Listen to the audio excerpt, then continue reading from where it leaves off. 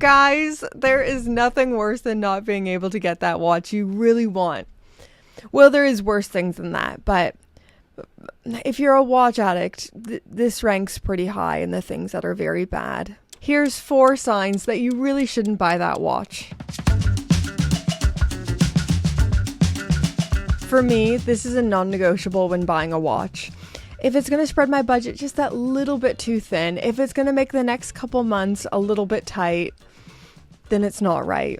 There have been so many times where I'm right on that line. It's just so close, but it's not right. Last year I got the call for the Explorer, a watch I freaking love, twice. But money just wasn't in quite the right place to be able to say yes. I could afford it technically, but it would have squeezed my budget a bit further than I'm willing to let it. And honestly, thank God I didn't. There was a lot of wisdom in that. In March, I got hit by a car riding my bicycle, and I wasn't able to work for a few months. So my savings account came in pretty clutch.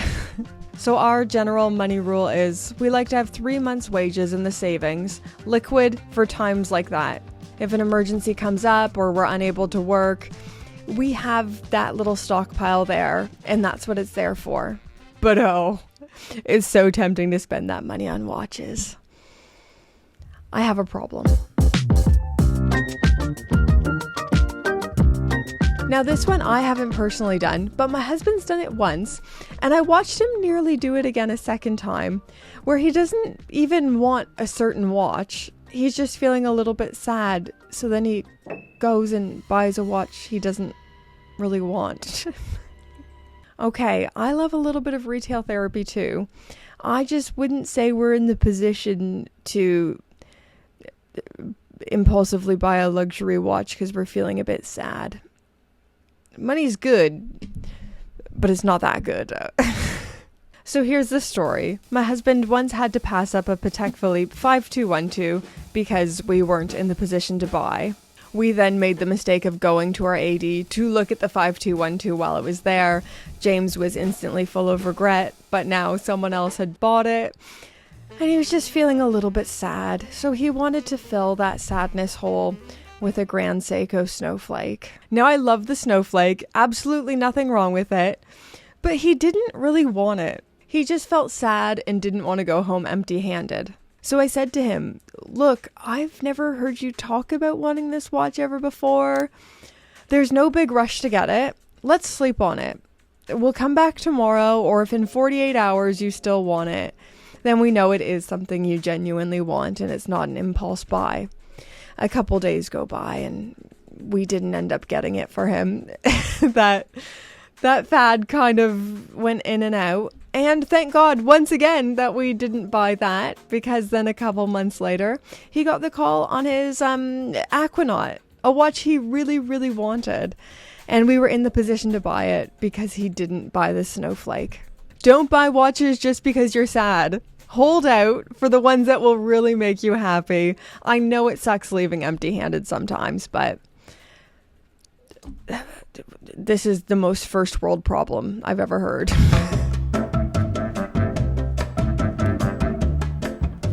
Okay, no, this is now the most first world problem I've ever heard.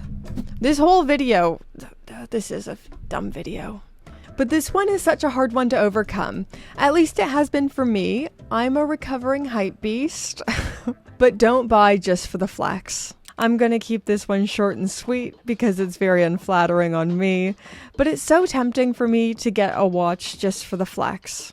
One of the tricky things, particularly if you're into Rolex watches, is sometimes you can't try on a watch before you put your name down for it. I've received the infamous call on watches I've had my name down for, but I'd never tried on in advance.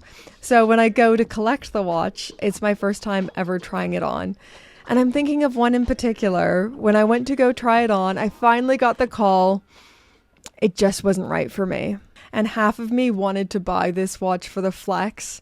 It's a cool watch, but I knew I ultimately didn't want this watch anymore. It wasn't right for me. I wasn't vibing with it. So for me to say yes to this, a watch I didn't really want anymore after I'd tried it on, would be me denying someone else the opportunity to buy it who would really love this watch, who's been waiting for this watch and they're really excited for it. I'm trying my best to set aside my oversized ego and save my money for the pieces I really want, to have an intentional collection full of timepieces that I love. Okay, last reason not to buy a watch, and I feel like I might get a little bit of pushback on this one. There might be some disagreement, but don't buy a watch just to be a placeholder. And I've got another James story for this one. So my husband wanted the Rolex 126710 BLRO, the stainless steel Pepsi, for a couple years, and he had his name down on the list. Time really started to go by and he started getting quite salty about it, and he said, "Brittany, I've just accepted. I'm never going to get the call on this. I'm never going to have the stainless steel Pepsi ever again. I'm going to get the Tudor GMT." Now, there's nothing wrong with the Tudor GMT. I'm not one of those people who thinks that Tudor is a poor man's Rolex. No. Sometimes you just have different preferences that lean different ways. I've got the Black Bay 54. I would take this all day over the Submariner. But I also have the Daytona, and I like that more than the Black Bay Chrono. I think people will have different preferences, and that's okay. But I knew that wasn't the watch that James actually wanted. So I said, no, don't do it. Don't buy the Tudor. Hold out. It's gonna come. That's what she said. Maybe 3-4 months later, he got the call for the Pepsi, and he made the right decision. Don't buy a watch that's not actually the watch that you want. I don't know if that sentence made sense. Now I know Rolex is a funny one. We're really lucky to have an amazing AD who doesn't play games. I just hear horror stories from other people. So we were really lucky to get the call on the GMT Master 2. I just think if there's a watch that you really want, if you're taken with it, only that watch is going to scratch that itch.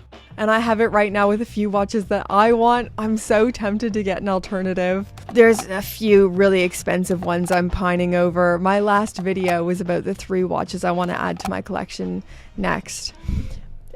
And they're expensive, but I'm playing the long game, baby. I've said it once and I'll say it again. Watch collecting is a marathon, not a sprint. But those are just some of my thoughts here. Those are just some of my 4 reasons, 4 signs that you shouldn't buy a watch.